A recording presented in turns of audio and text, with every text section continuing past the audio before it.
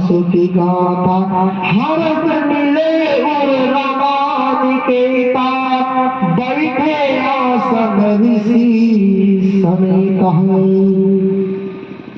अब भगवान नारद विष्णु लोक में पहुंचे, देखा कि भगवान विष्णु चार भुजाओं से युक्त है। चारों भुजाओं में सांग चाक गर्भ में आते हैं, इसे पूछना चाहिए उनको क्या समस्या है। भगवान विष्णु बोले, हे नारद आप किस लिए विष्णु लोक में आए, कृपा करके कहिए। नारद जी बोले, हे प्रभु मैं इस समय पृथ्वी लोक से आ गया। वहाँ पर जितने मनुष्य सब अनेक प्रकार के दुख से दुखी हैं और भांति भांति योनियों में जन्म लेकर अपने पाप कर्मों को भोग रहे हैं। हे भक्त हो तो कृपा करके बताइए उनका दुख किस। भगवान बोले कि आप श्री सत्यनारायण भगवान का व्रत करिए। नारद जी और पृथ्वी लोक में यह व्रत अति उत्तम सुख शांति समृद्धि को देने वाला है। फिर नारद जी कहने लगे, हैं प्रभु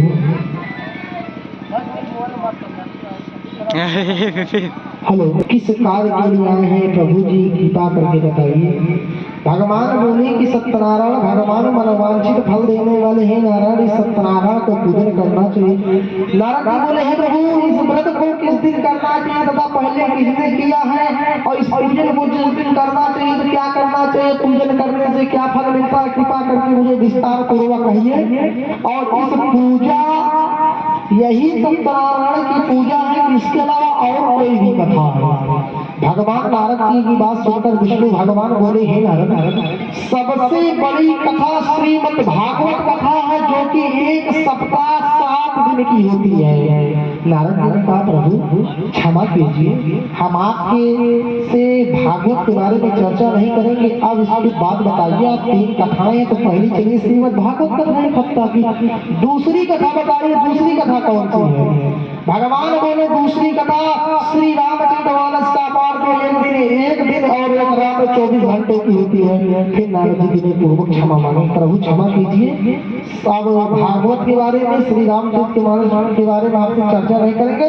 अब बताइए तीसरी कथा कौन सी। भगवान बोले, तीसरी कथा श्री सत्यनारायण व्रत कथा है, जो कि श्रद्धा पूर्वक विनय के साथ करना चाहिए। नारद जी ने कहा, प्रभु आप बताइए इससे सरल और तो कोई कथा नहीं है, इससे कम समय में सत्यनारायण के अलावा और तो कोई कथा नहीं। ना भगवान विष्णु ने कहा, नहीं नारद जी कोई है। नारद जी ने प्रश्न किया, जिन्हें प्रभु बताइए इस पूजन को किस दिन करना चाहिए, कोई इस पूजन के दिन तिथि है, अगर है तो आप विस्तार पूर्वक बताइए। भगवान बोले, हे नारद सत्यनारायण के व्रत करने में न कोई दिन है न कोई तिथि। जिस दिन मनुष्य श्रद्धा भक्ति हो उस दिन प्रातः का या सायंकाल के समय भगवान सत्यनारायण का पूजन करना चाहिए। नारद जी ने कहा, चलो प्रभु एक चीज तुम साफ हो गई, चाहे जिस दिन करना चाहिए।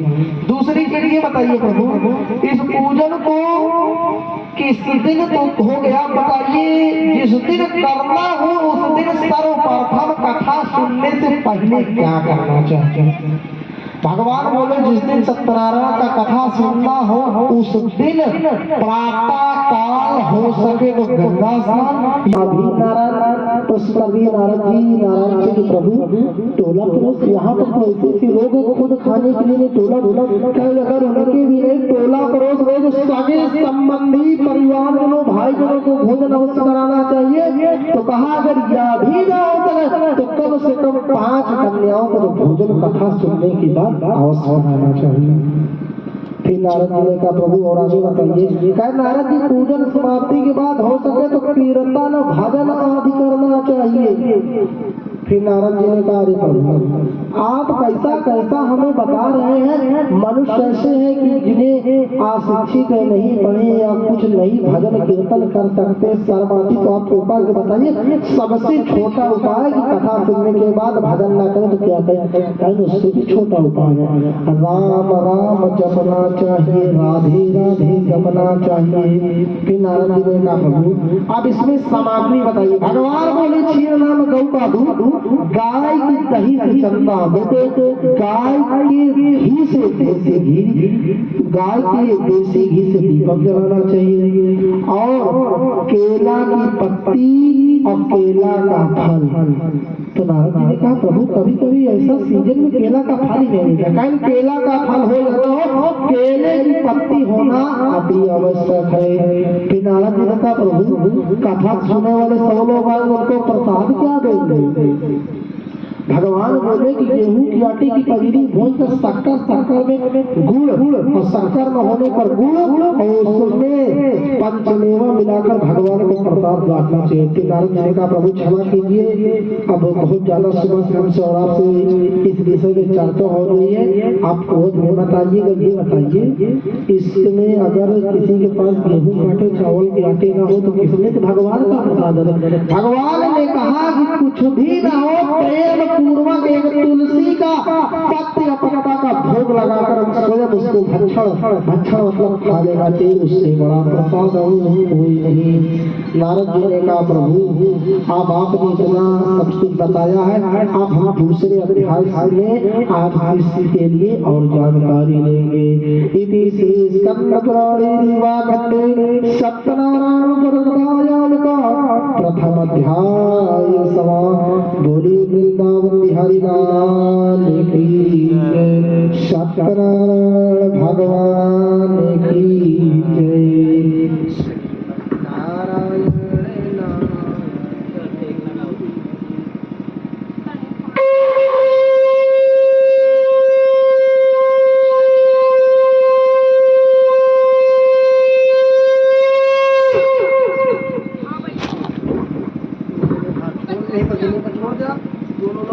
चावल ले लीजिए। श्री गणेश सायमा द्वितीय अध्याय प्रारंभ। अब नारद जी ने प्रश्न किया प्रभु अब चलिए दूसरे अध्याय की कथा विस्तार पूर्वक कहिएगा। तो भगवान ने कहा ठीक नारद जी अब आप प्रश्न फिर शुरू करिए।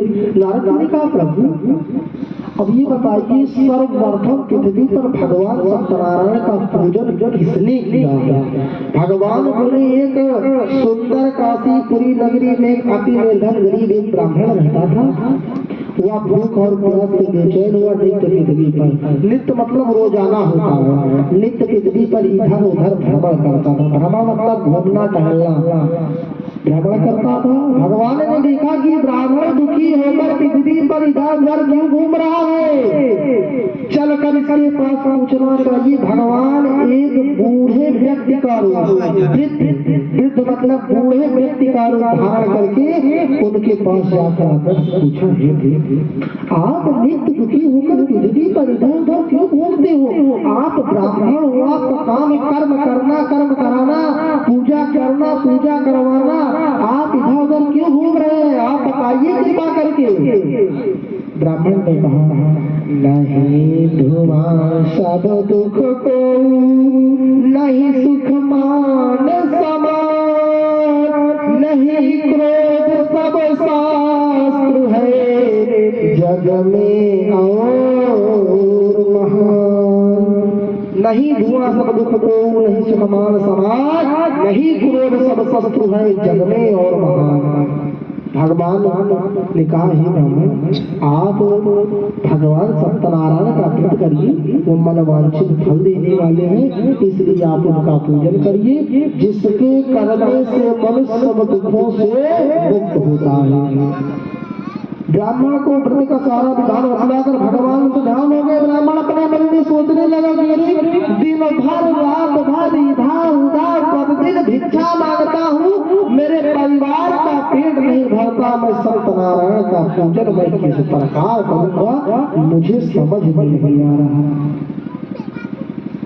गया घर में लेट गया, प्रातः काल हुआ, सोच करिए ध्यान से निर्मित होकर झूला उठाया, मन में संकल्प किया कि आज ग्राम में भिक्षा मांगने से चाहे 100 ग्राम मिले, चाहे 50 ग्राम, चाहे भरा भरा मिले, चाहे 1.25 मन मिले, लेकिन आज भगवान का पूजन तो मैं अवश्य करूंगा, चाहे कैसे करूं, चाहे घर का कुछ सामान बेचना पड़ जाए। चल दिया जिलिया घंटे उठाया, भगवान की ऐसी कृपा हुई। जो लोग उस ब्राह्मण को देख लेते थे, गांव में जाते कि अरे ब्राह्मण आ रहा है, इसको भिक्षा देना पड़ेगा, दरवाजा बंद कर लेते थे।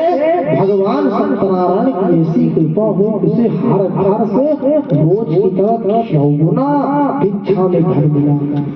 ब्राह्मण भी प्रसन्न हुआ तो भगवान रामचंद्र जी ने कहा है, जा पर कृपा राम कय होई, पापर दया करत सब कोई। जिस पर भगवान राम की कृपा हो जाए, उसका शत्रु ही उसको आगे बढ़ने से नहीं रोक पाएगा। उस ब्राह्मण को भिक्षा नहीं मिलती थी, भगवान सत्यनारायण की ऐसी कृपा हुई कि चौगुना भगवान का भिक्षा मिला। ऐसी भगवान की उस पर कृपा हो गई। घर गया, भगवान का पूजन किया, प्रसाद पाता, प्रसाद खाया, भगवान की कृपा से संकल्प कर लिया कि मैं आज से हर महीने की अमावस्या या पूर्णिमा को भगवान सत्यनारायण का चाहे मैं जहाँ भी रहूं, लेकिन पूजन कथा अवश्य सुनूंगा और करूंगा। इस प्रकार करने से वह ब्राह्मण धन पुत्र युक्त हुआ और संसार में जब तक रहा सुख भोगता रहा। फिर इसके बाद नारद जी ने प्रश्न किया, है इस ब्राह्मण से सुनकर किसने व्रत किया है, कृपा करके बताइए। भगवान बोले कि एक समय वही फिर ब्राह्मण, पूर्णिमा आई, पूर्णिमा को 6 महीने बाद पूर्णिमा में भगवान सत्यनारायण का पूजन किया। पूर्णिमा तो आती है हर महीने में एक बार, लेकिन वो हर महीना करता था, 6वें महीने में भगवान सत्यनारायण का पूजन कर रहा था। उसी समय जंगल से लकड़ियां काटकर भूख और प्यास से अति बेचैन होकर लकड़ी का गट्ठर सर पर लाद कर लकड़हारा आ रहा था। इतना भूख प्यास से पीड़ित था कि उसे आगे का मार्ग नहीं दिख रहा था कि मुझे किस मार्ग पर जाना है। मार्ग मतलब रास्ता, किस मार्ग पर जाना है। भगवान की ऐसी कृपा हुई, लकड़हारे को सर पर था, वही मकान मिला जहाँ भगवान का पूजन कथा हो रहा था। लकड़हारा मन में सोचा कि लगता है यहाँ पर जल नहीं, कुछ खाने को भी मिल जाएगा, क्योंकि भीड़ भाड़ लगी है, अब पूजन हो रहा। लकड़ी का गट्ठर सर से नीचे रखा, मकान के अंदर झांक कर देखा, ये क्या हो रहा है। और वही भिखारी ब्राह्मण जो हमारे साथ फिरा करते थे, आज हमें भीड़ भाड़ के साथ देव का पूजन कर रहे हैं। लगता है ब्राह्मण ने किसी घर में, राजा के घर में चोरी किया है, तभी भगवान का पूजन कर रहा है, तभी से उसका घर द्वार बन के तैयार हो गया है, नहीं तो हमारे साथ भिक्षा मांगा फिरा करता था। पूजन समाप्त हुआ, प्रसाद बटने लगा। जब ब्राह्मण प्रसाद अपने हाथों से बांटा तो लकड़हारा ने कहा, ब्राह्मण देवता प्रणाम, आप ये किसका पूजन कर रहे हैं, पूजन का क्या फल मिलता है, और ये बताइए आप ये अपना घर द्वार कैसे बनवा लिए। चुप्पे से एकदम पूछा आराम से। तो ब्राह्मण ने कहा, हे लकड़हारे मित्र, जो तुम मेरा धन धान घर द्वार वहां देख रहे मेरा नहीं है, ये भगवान का दिया हुआ प्रसाद, इनकी कृपा से मेरे यहाँ धन धान आदि की वृद्धि हुई है। लकड़हारा जानकर अति प्रसन्न हुआ, अब तुरंत प्रसाद खाया, जल पिया, लकड़ी का गट्ठा सर पर लिया, चल दिया। मन में वह भी संकल्प किया कि आज लकड़ी का दाम जो मिलेगा या जो बेचने से मुझे धन प्राप्त होगा, मैं भी आज भगवान का पूजन कर ही लेता हूँ। चाहे घर में खाने के लिए कुछ धन, अनाज, आटा, चावल ले जाओ या न ले जाओ, लेकिन लकड़ी बेचकर भगवान का पूजन का सामान अवश्य लेकर जाऊंगा। पूजन तो मैं आज करके ही रहूंगा। लकड़ी का गट्ठा उठाया, सर पर रखकर चल दिया। जिस नगर में धनवान लोग रहते थे, वो ऐसे सुंदर नगर में गया। पहले जाता था लकड़ी बेचने तो घंटे 4 घंटे लग जाते थे उसे लकड़ी बेचने में। भगवान की ऐसी कृपा हुई कि जाते ही जाते लकड़ी बिक गई और उसका दुगना दाम मिल गया। लकड़हारा बहुत प्रसन्न हुआ, मन में सोचने लगा कि अरे अभी तो भगवान का पूजन किया नहीं हूँ, तो जाते ही लकड़ी बिक गई, उसका दुगना दाम मिल गया। लगता है भगवान का पूजन कर लूंगा या कथा सुनूंगा, पता नहीं कितना गुना धन मिलेगा, मुझे खुद ही नहीं पता।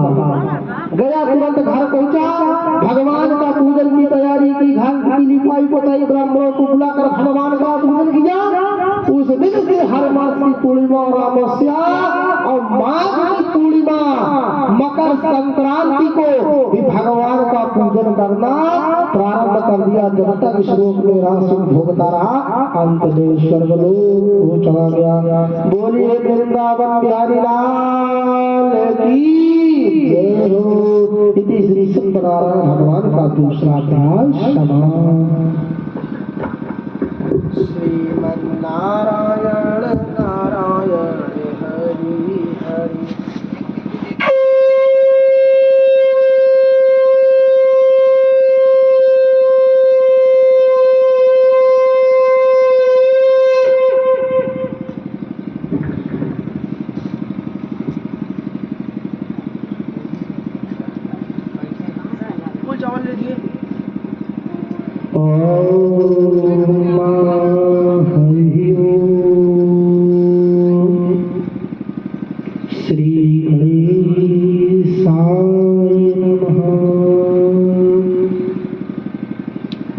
भगवान सत्यनारायण का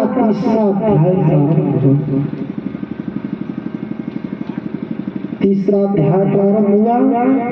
सूत जी बोले, हे पहले समय में कोलका मुख नाम का एक बुद्धिमान था। वह राजा सत्यवक्ता भी था। प्रतिदिन देव स्थानों पर जाता था, गरीबों को धन देकर उनके कष्ट को दूर करता था। भातसेना नदी के तट पर अपनी पत्नी के साथ भगवान सत्यनारायण का पूजन कर रहा था। उसी समय एक साधु कन्या आया, नाव को नदी किनारे ठहरा कर राजा के पास आ गया। राजा को व्रत करते देखकर विनय के साथ पूछने लगा, हे राजा, भाग युद्ध से आप क्या कर रहे हैं? मेरी सुनने की इच्छा है, तो आप ये मुझे बताइए। राजा बोला, पति बिना सूनी मांग है, पुत्र बिना घर सूना, दो मौत के मार्ग पर या दुख है दुगना। राजा ने कहा कि मेरे पास राज संपदा सब कुछ है, परंतु उसकी देखभाल करने के लिए न तो पुत्र है न पुत्री, उसी के प्राप्त के लिए यह महाशक्तिमान सत्यनारायण का व्रत का पूजन किए जा रहा हूँ। साधु आदर से बोला, हे राजन, मेरे भी कोई संतान नहीं, आप कृपा करके बताइए, क्या पता भगवान की कृपा से मुझे भी संतान प्राप्ति हो जाए। राजा के मुख से सब व्यवहार सुनकर साधु बनिया आदर के साथ घर गया। घर जाकर अपनी स्त्री लीलावती से संतान देने वाले व्रत का समाचार सुनाया और कहा कि जब हमारे संतान होंगे तब हम इस व्रत को करेंगे। साधु की स्त्री ये तो कहने लगी, या तो उत्तम विचार है, कल हम भगवान का पूजन करेंगे। साधु बनिया ने कहा, नहीं, टका धर्म टका है, कष्ट का है, नष्ट का शब्द कहा गया है, कल भी उसकी चमड़ी चली जाए पर उसकी दबड़ी हो जाती है। साधु बनिया ने कहा कि अभी से धन क्यों व्यर्थ करते हो? जब भगवान संतान देंगे तब हम उनका पूजन करेंगे। लीलावती चुप हो गई। कुछ दिन बाद भगवान के प्रसाद से एवं उनके आशीर्वाद से लीलावती बनती हो गई। 10वें महीने में उसने एक सुंदर कन्या को जन्म दिया। दिनों दिन वह इस तरह बढ़ने लगी जैसे शुक्ल पक्ष का चंद्रमा बढ़ता है। ब्राह्मणों को बुलाया गया, उसका नामकरण किया गया, उसका नाम कलावती रखा गया। तब उसकी माता ने अपने पति से कहा कि आपने संकल्प किया था कि भगवान का व्रत करूंगा, अब आप उसे करिए। साधु बोला, इस कन्या के जन्म लेते ही बढ़ो और छठ में बहुत सारा धन खर्च हो चुका है, इसलिए इस कन्या से हम विवाह के समय इस व्रत को करेंगे। इस कन्या के विवाह के समय इस व्रत को करेंगे। इतना कहने के बाद साधु बनिया व्यापार के लिए चला गया। जब व्यापार से वापस आया, पिता के घर में कलावती सयानी हो गई। साधु ने देखा कि हमारी पुत्री कलावती तो विवाह की हो गई। तुरंत बुलाकर कहा कि कन्या के वास्ते कोई सहयोग वर्ग कर लाओ। साधु की आज्ञा पाकर दूध कंचन को नगर पहुंचा। वहां पर बड़ी खोज पर देखभाल कर लड़की के लिए सहयोग वर्ग पुत्री को ले आया। उस सहयोग लड़के को देखकर साधु ने प्रसन्नित अपनी पुत्री का विवाह उसके साथ कर दिया। किंतु दुर्भाग्य से विवाह के समय भगवान का व्रत करना भूल गया, तब श्री भगवान क्रोधित हो गए। क्रोधित होकर श्राप दिया कि तुम्हें वरुण से वरुण धन प्राप्त होगा। अपने कार में कुशल साधु बनिया दामाद सहित व्यापार करने के लिए राजा चित्रकेत के उस नगर में व्यापार करने लगा। एक दिन भगवान सत्यनारायण की माया से राजा चित्रकेत की राज्य महल में दो चोर चोरी करने लगे। सभी सिपाही सो रहे थे। जब चोर चोरी करके भागना प्रारंभ किया, सब सिपाहियों ने चेतना प्रारंभ किया। चोर ने सोचा कि हमें पकड़ लेंगे, चुपचाप घर वहीं रख दिया जहाँ साधु उसका दामाद सोया हुआ था, किंतु उसका पाप वहीं से प्रारंभ हो गया और चोर को भगवान के भेजे हुए दूत ध्यान हो गए। सिपाहियों ने देखा कि राजा का धन चुरा कर इतना प्रेम पूर्वक देखिए सो रहे, हमें दौड़ा रहे। उन्हीं दोनों को बांध के लेकर कस के कारागार में डाल दिया। राजा ने कहा बहुत चोर कहा चेहरा शक्ल नहीं देखना चाहते, उनको कस के बांध के कठोर कारावास में डाल दो और उनके पास जो धन है उसे छीन ले। शारीरिक व मानसिक पीड़ा, भूख और प्यास, यहाँ तो साधु बनिया के हाल, उसके घर में भी चोरी हो गई। चोर एक विधान नहीं छोड़ेगी, देखकर भूख मिटा सके कलावती लीलावती माता पुत्री घर घर भिक्षा मांगने लगी। एक दिन कलावती पुत्री भिक्षा मांगते मांगते एक ब्राह्मण के घर गई। वहां पर देखा कि भगवान का पूजन हो रहा, बैठ गई, कथा सुनी, प्रसाद खाया। बहुत रात बीत जाने पर घर आई। माता ने जाकर पूछा, हे पूछे अरे अब तक तू कहाँ थी? अरे तेरे मन में क्या है? तू कोई अबला स्त्री ने प्रतिव्रता नारी, तनी रात के घर से बाहर रही, लोग बात टोला मोहल्ला परिवार जनों के क्या कहेंगे? कलावती ने कहा, ये क्या भगवान सत्यनारायण का पूजन सुनना अपराध है? अगर अपराध है आप दंड दीजिए। माता लीलावती रोने लगी। इतना कहती ही कलावती की भगवान का क्या पूजन सुनना अपराध है, तुरंत रोने लगी। माता ने कहा, माता जब रोने लगी कलावती ने कहा, माता रो क्यों रही है? माता ने कहा, पुत्री मत पूछो, जब तुम्हारा जन्म नहीं हुआ था तभी से तुम्हारे पिता भगवान का पूजन वाले परंतु अभी तक नहीं किया। कहा, माता लगती है तो सत्य कहती है, क्योंकि जो हम अच्छे अच्छे वस्त्र पहनते थे, अन्न खाते थे, नाश्ता पानी करते थे, जहाँ लोग घूमते टहलते थे, भगवान के पूजन न करने की कथा न सुनने से आज घर घर इधर उधर हम लोग भिक्षा भीख मांग रहे हैं। माता ने कहा, पुत्री तू सत्य कहती है। माता पुत्री दोनों भगवान की पूजन की तैयारी की। प्रातः काल हुआ, पूजन किया, वर मांगा कि मेरे पति और दामाद जहाँ कहेंगे उससे लिया जाए। साथ ही प्रार्थना की, है भगवान अब गुण कियो तो बहू कियो करत न आई लाज, अब गुण क्रोध कियो बात गरीब निवास है। बहुत कियो कुछ ना करो, हमारे पति और दामाद जहाँ गए वो हमारे घर यहाँ से आ जाओ। इतना कहने के बाद भगवान प्रसन्न हो गए। राजा चित्रकेत को सपने में दर्शन देकर कहा, हे राजन दोनों वैश्यों को प्रातः ही छोड़ दो और उनका सब धन जो तुमने लिया उसे दे दो। अगर तुम ऐसा नहीं भी करोगे तो मैं तेरा धन राजपुष्प को नष्ट कर दूंगा। प्रातः काल राजा चित्रकेत ने सब हमें अपना सत्य सुनाया।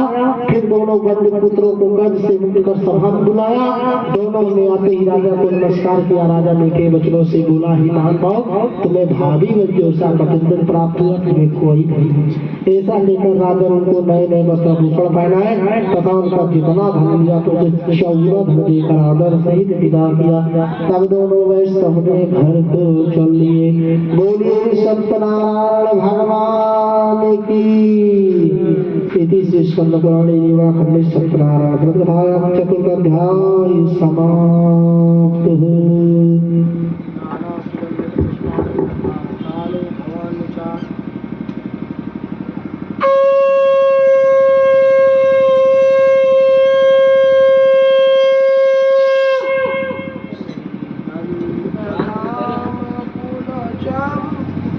फूल चावल लीजिए। भगवान के चतुर्थ अध्याय में प्रवेश करते हैं।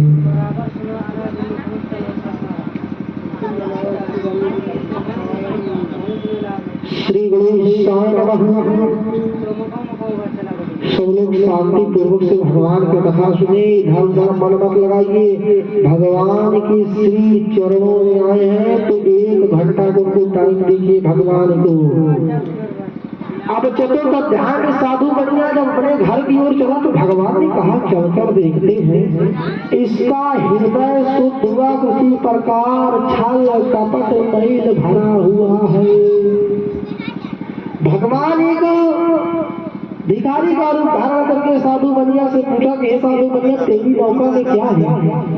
साधु बनिया मन में सोचने लगा कि बता दे कि भाई सोना चांदी लगा हुआ कोई चोर हो मार पीट के छुड़ा ले, या इससे अच्छा बता देते हैं कि कोई हम तो बनिया है व्यापारी है, हमारे नौका में धनिया गरम मसाला आदि के अलावा और कुछ भी नहीं है। भगवान से झूठ बोल दिया। भगवान ने कहा तुम्हारा वचन सत्य हो और यही निकले। इतना कहकर भगवान चले गए। साधु बनिया ठट्ठा मार के हंसने लगा कि अरे अच्छा झूठ बोल दिए, नहीं भाई चोर हो तो छोड़ ले, तुझे बढ़िया बता दी बनिया है, गरम मसाला धनिया तेज पत्ता लता है बन गया, नहीं सोना चांदी बता दी को छोड़ा ले, चोर हो भीख मांगा तो भीख मांगा और कहते कि अभी हमका एक कटोरी का एक धारा दे। और भगवान से झूठ बोल दिया। भगवान ने कहा सत्य। अब भगवान के सत्य हो कहते ही साला सोना चांदी सब कुछ हो गया, वही धनिया गरम मसाला आदि। साधु बनिया देखा कि नाव बहुत ही हल्की लग रही है, अभी बहुत हम से लदी हुई बहुत हल्की लग रही है। जब नाव खोल कर देखा तो सोना चांदी के दर पर धनिया गरम मसाला आदि पाया, मूर्छित होकर जमीन पर गिर पड़ा। जैसा भगवान से कहा था वैसा कहने लगा। फिर उसका दामाद बोला कि पिताजी वो कोई भिखारी नहीं तो स्वयं भगवान पे आपने उनसे झूठ बोला इसलिए आपकी दशा हुई है, उनकी शरण में चलिए तभी आपकी मनोकामना पूरी होगी, अन्यथा नहीं होगी। चल दिया। कहने लगा मैं अपराधी जन्म का नत सिख भरा विकार, तुम दाता दुख भंजन हो करो मेरी उद्धार।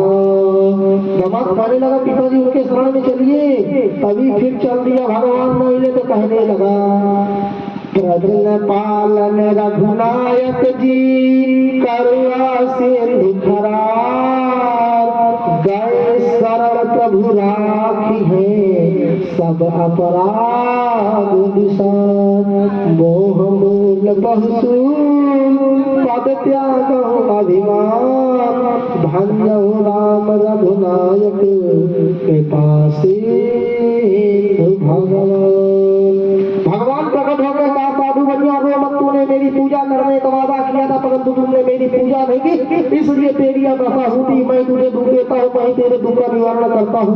साधु बनिया ने कहा प्रभु क्षमा कीजिए, आपकी माया आपके रूप में ब्रह्मा महिष आदि देवता नहीं जानते, परंतु मैं ज्ञानी हूँ, आप प्रसन्न होइए, मैं आपके पूजन करे बिना एक कदम भी आगे नहीं चलूंगा। भगवान ने कहा सुन साधु बनिया, धन का घमंड प्यारो मन से दूर करो, दौलत खजाना सब यही रह जाना है, अल्पकाल राम पर ध्यान धरो, जहाँ से आए वही फिर जाना है।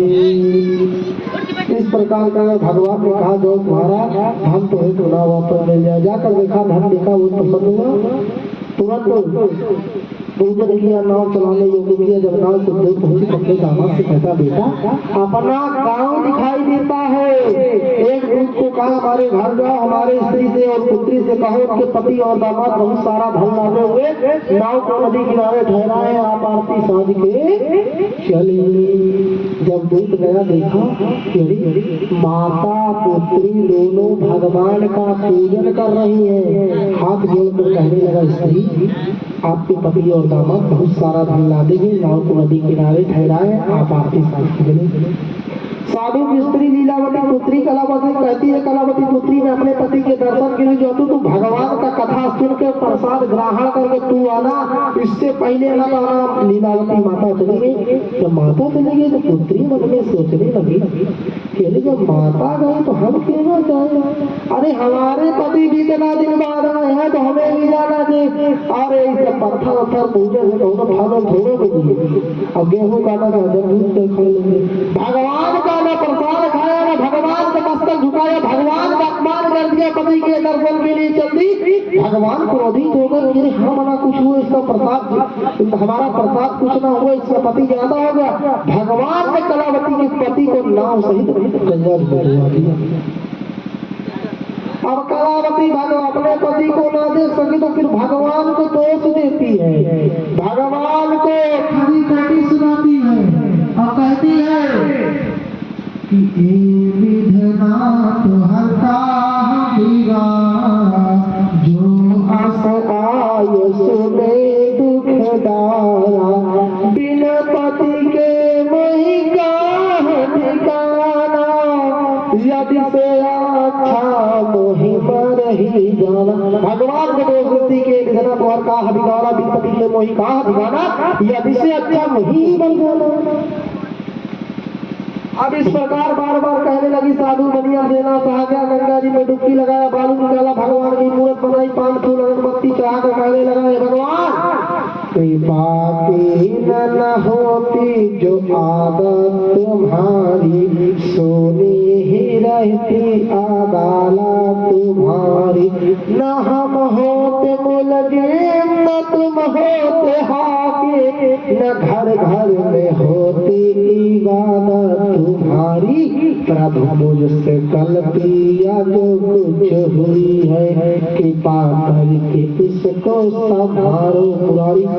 भगवान प्रसन्न हो गए और आकाशवाणी हुई, कहने लगे हे साधु तेरी पुत्री मेरे प्रसाद को त्याग करा, इसलिए इसका पति आदृष्ट हुआ, जो घर जाकर प्रसाद खा कर लो तो मुझे इसका पति अवश्य मिलेगा। घर गई, प्रसाद खा कर आई, तुरंत पति के दर्शन किए। यदि श्री सत्यनारायण भगवान का चतुर्थ अध्याय का, बोले सत्यनारायण भगवान की।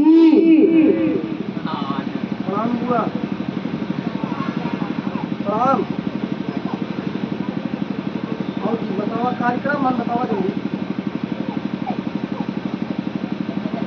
हाँ ऑपरेशन शुरू हो गया, 11 बजे शुरू है। पहले बहुत 45 मिनट लगा, 11 बजे टाइम रहा, 9 बजे भाती था, पूरा चेकअप पास हो गए, 11 बजे का ऑपरेशन स्टार्ट है।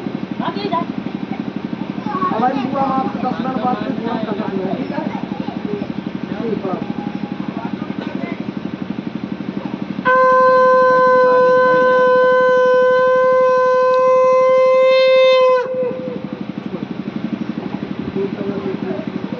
बोलिए सत्यनारायण भगवान की। अब आज 5वें अध्याय में श्रीमद् भागवत कथा की ओर चलेंगे। श्रीमद् भागवत कथा की एक ब्राह्मण जी जिनका नाम धुन महाराज था, वो हमेशा भगवान की भक्ति में लीन थे, लेकिन भगवान की कृपा से उनके भाग्य में न पुत्र लिखा था और न पुत्री लिखी थी। समय बीतता गया, समय बढ़ता गया, उम्र उनकी हो गई तो उन्होंने सोचा कि अरे इतना धन दौलत होने के बावजूद अगर पुत्र पुत्री नहीं तो सब धन सोना चांदी माटी की सवाल है। और रास्ते में चल रही तुमको एक ऋषि मिली। जब ऋषि मिले, ब्राह्मण को पता था कि हमारे हाल में पुत्र पुत्री नहीं, चलते चलते उनको ऋषि मिले तो कहने लगे, ऋषि कहे ब्राह्मण देवता बताइए क्या बात है। कहे अरे मेरे भाग में पुत्र पुत्री नहीं है, लेकिन आज आप आशीर्वाद दीजिए, क्योंकि ऋषि महात्मा ब्राह्मणों के आशीर्वाद से सब कुछ संभव है। आप दीजिए। ऋषि ने कहा महाराज मैं आपको आशीर्वाद कैसे दे सकता हूँ, आपके जब भाग में लिखा ही नहीं। महाराज जबरदस्ती करने लगे, ब्राह्मण देवता बहुत जबरदस्ती करने लगे, नहीं दीजिए नहीं दीजिए आशीर्वाद दीजिए। तो ऋषि अपने बैग से एक फल निकाले, उसका नाम सेब दिया, कहा ये लीजिए आप ले जाइए, इसको खिलाइए, अपने स्त्री को गर्भवती हो जाएगी और भगवान की कृपा तुमको एक पुत्र की प्राप्ति होगी। गए प्रहलाद घर गए तो अपने स्त्री को फल दिए, कागज तो उनकी इतना प्रसाद दिए, ब्राह्मण चले गए तो उनकी स्त्री कहने लगी तो भाग में लिखा ही नहीं तो फल खाने से क्या मतलब है। सेब लिया, सेब का 2 टुकड़ा किया और महाराज के घर में एक गाय थी, एक गाय को खिला दिए और एक महाराज की स्त्री ब्राह्मण से खा ली। भगवान की ऐसी कृपा हो गई, गाय और वो दोनों लोग गर्भवती हो गए। फिर 10 महीने के पश्चात स्त्री ने एक सुंदर पुत्र को जन्म दिया और फिर 2-4 दिन के बाद गाय ने भी एक सुंदर पुत्र को दिया। महाराज धन के जो लड़का हुआ उसका नाम ब्राह्मणों ने धुनकारी रखा और गौ के जो पुत्र हुआ उसका नाम गौकर्ण रखा। गौकर्ण महाराज बहुत ही सीधे स्वभाव के थे, भगवान की भक्ति पूजा में हमेशा लीन रहते थे। महाराज की अवस्था आई, महाराज मृत लोग को खत्म हो गए, महाराज का अपने संस्कार हो गया। फिर उनके जो पुत्र थे गौकर्ण अपने पिता के ऊपर गए और फिर जो उनका महाराज के जो पुत्र थे धुनकारी, वो धुनकारी बहुत ही चोर डकैत राक्षस किस्म के निकले। धुनकारी घर द्वार छोड़कर चले गए वन में भक्ति करने और यहाँ गौकर्ण चल दिए भक्ति करने तो गौकर्ण यहाँ पर राजा के दरबार चोरी करने लगे। अपने माता से जबरदस्ती सोना चांदी रुपया पैसा छीन कर ले जाने लगे, तो बेचने लगे, अफसराएं में जाने लगे, नृत्य करने लगे और एक दिन माता भी खत्म हो गई। अब धुनकारी का और आतंक बढ़ गया। अगर कोई लड़का है, अगर माता पिता उसके हैं तो उसका थोड़ा उसके अंदर डर रहता है। जब माता पिता नहीं, अकेला लड़का तो उसके अंदर कौन सा डर है। आगे ना पीछे खड़ा, यही वाला हाल हो गया उसका भी। फिर एक दिन उसने राजा के राज्य महल में चोरी कर ली और अफसराएं जितनी वायस्या थी सबको बुलाकर घर में नृत्य करवाने लगा। उनको पता चल गया अफसराओं को कि राजा का धन चोरी किया है धुनकारी, राजा का धन चोरी करके रखा है, इसलिए राजा का धन चुरा कर रखा, राजा पा जाएंगे तो उसको काट डालेंगे। इससे बढ़िया अफसराओं ने एक धुनकारी को 4 पाई में बांध कर एक खड्डे में आग लगा दी, धुनकारी जलकर राख। अब गौकर्ण जब कुछ दिन बाद वापस आए, देखेंगे घर में सब कुछ तो खराब हो गया, कुछ बचा ही नहीं। धुनकारी को ऐसे हो गया, तुरंत ब्राह्मण को बुलाया कि ऐसी बात है। तुरंत गौकर्ण चल दिए गया धाम करने के लिए कि माता भी नहीं है, पिता भी नहीं है, भाई धुनकारी भी नहीं है, चलकर इन लोग तो गया छोड़ के आए। घर में बहुत सारी पेट बढ़ाएं आने लगी, घर में बहुत सारा नरक के सामान हो गया। तो ब्राह्मण बोला का सब क्या हो रहा है। ब्राह्मण उपचार थे, उन्होंने बताया कि आप देखिए जो आदमी खत्म हो जाते हैं, उनके लड़के अपने माता पिता को जब गया ले जाते हैं, माता पिता चाहे जितना कुकर्म है, चाहे जितना गलत काम करे हो, चोरी डकैती करो, गया जाने से पुण्य नहीं मिलता है।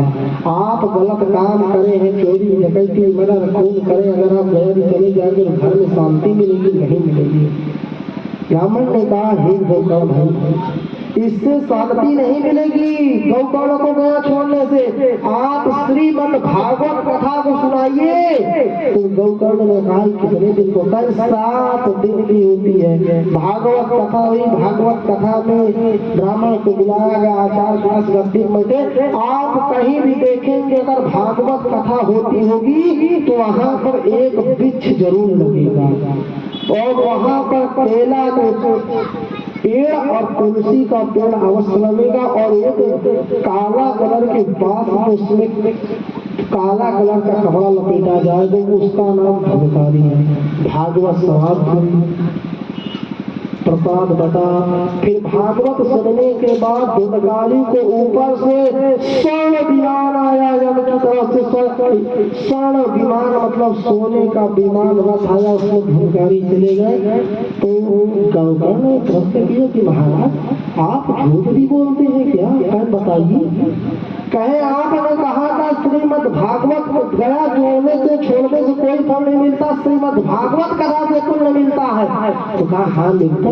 कहीं बताइए, कथा तो हमने भी सुना, कथा तो ये सब भक्त लोग भी सुने, तो विमान एक ही क्यों आया? कहे नरे विमान इसलिए आया, कथा सिर्फ कौन नहीं धुनकारी सुने थे इसलिए उनके लिए विमान आया। इसलिए आप लोगों सबके लिए नहीं आया कि कथा सुनने आप लोग नहीं आए हैं, आप लोग सिर्फ यहाँ पर समय व्यतीत करने आए हैं, यहाँ पर समय बिताने के लिए आए हैं, कथा सुनने के लिए नहीं। कथा सुनने वाला एक दूसरे की बुराई नहीं करता है, कथा प्रेम पूर्वक भक्ति के साथ सुनता है, इसलिए विमान आया था।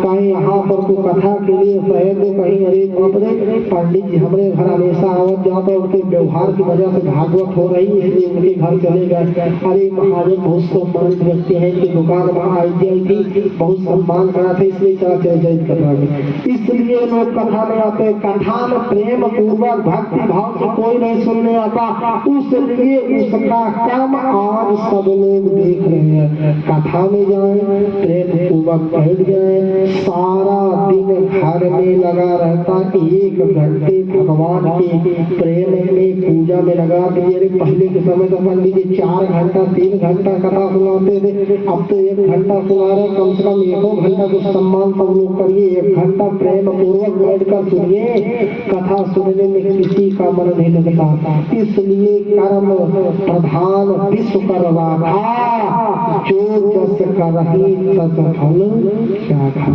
इसलिए कर्म करना, कर्म के हम अधीन है और फल देवता के अधीन है। हम कब कर्म करेंगे तो क्या फल अपने स्वयं ले लेंगे, हम लोग कर्म करेंगे फल भगवान देगा अपने हाथ में। यहाँ पर जितनी भी चीज है अगर ये हमेशा के लिए हो तो बताइए, ये हम कथा सुना रहे हैं जाते जाते यहीं पर कुछ हो गया, कोई हमारा लिखा है क्या क्या कितने वर्षों तक रहेंगे यहाँ पर जितने कथा सुन रहे हैं, क्या इनका पता है क्या कि ये लोग 110 साल जिएंगे, 60 साल में? किसी को कोई पता नहीं है कब किसका कौन सा आ जाए।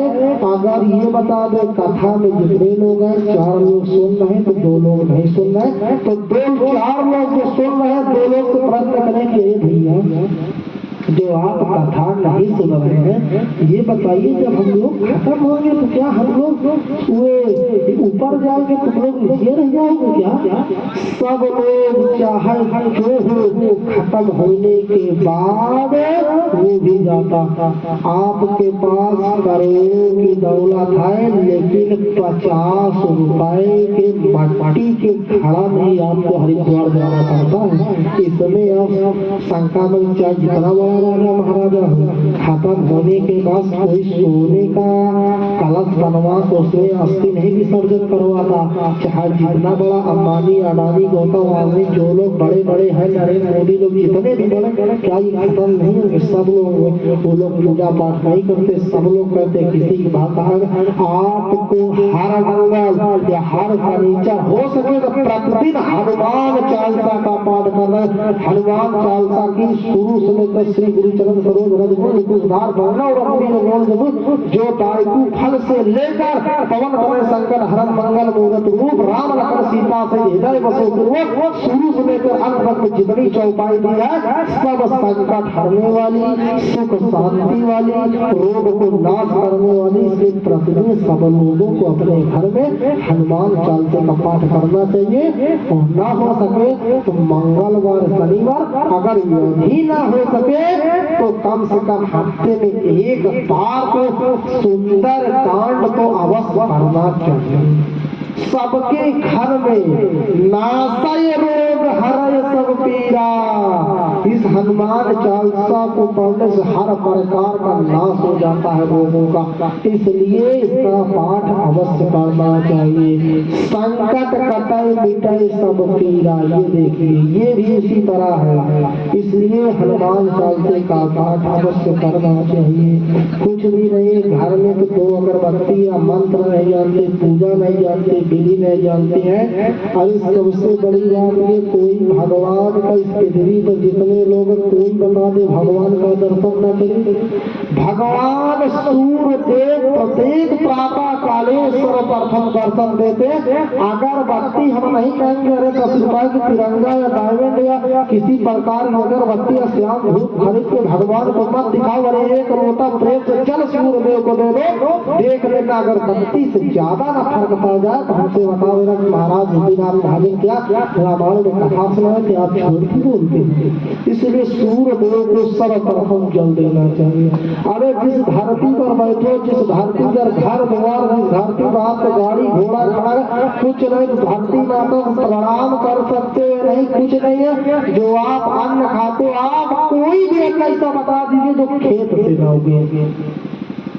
आप समोसा खाते हैं, वो भी चावल जाता है किसको उसमें बनता है। आप चावल खाते हैं, रोटी खाते हैं, वो खेत से उगता। दाल खाते हैं वो भी, और सब्जी खाते हैं वो भी उसमें सूखी। राजमा बनाते हैं, सोयाबीन में जो भी आप बनाते हैं, कोई भी चीज सामान तलेंगे बनाएंगे, तेल भी सरसों से उगता है, वो भी धरती माता से उगता। इसलिए धरती माता को सर्व लोग आराम, सब लोग प्रेम पूर्वक से प्रणाम अवश्य रोज किया करें और अपने घर में सब लोगों को सिखाइए। Good morning, good night, good afternoon ये सब मत कहिए, भगवान का नाम लीजिए। राधे राधे सबसे सुंदर नाम। आज हम नहीं पढ़े लिखे हैं, माता जी पढ़े लिखे, हमसे गुड मॉर्निंग बोल रहे, हम बोल ही नहीं पाए गुड मॉर्निंग, हमसे बनते नहीं गुड मॉर्निंग, हम उल्टे बोल दे रहे। राधे राधे जो पढ़ा है, जो नहीं पढ़ा आप राधे राधे, आप राधे राधे बोले वो राधे राधे। इतना बड़ा एक माला तो हो जाएगा, तुम्हारे 10 आदमी से राधे राधे बोल जाएंगे तो एक माला कंप्लीट हो गया। इसलिए बोलिए राधे राधे। राधे राधे आप लोग सब लोग को सिखाइए। राम राम बोलिए, राधे राधे बोलिए, जय श्री राम बोलिए, हर हर महादेव बोलिए, जय माता दी बोलिए। क्या भगवान का नमस्कार से बढ़कर कोई है? गुड मॉर्निंग, गुड आफ्टरनून से क्या बढ़ के संस्कृत भाषा में आइए। ऐसा चीज बोलिए कि दूसरा प्रसन्न हो जाए, भगवान प्रसन्न हो जाएंगे। अब हम गुड मॉर्निंग से बोल दिए, अभी जानते नहीं है गुड मॉर्निंग, अब ना इनको ये हमको पलट कर जवाब दे पाएंगे महाराज गुड मॉर्निंग, तो भगवान के पास भी गुड मॉर्निंग तो नहीं पहुंचा है, इनके पास राधे राधे हम बोलेंगे, ये बोलेंगे, यहाँ पहुंचेगा वृंदावन पहुंचेगा। बोलिए राधे राधे, बोले सत्यनारायण भगवान की। इति श्री स्कंद पुराणे खंडे सत्यनारायण व्रत कथा संतो। चलिए कुछ और छोड़ दिए, थोड़ा भगवान का भजन होता है, सब लोग भगवान का भजन करिए, तालियां हो जाएंगे। श्री नारायण नारायण नारायण,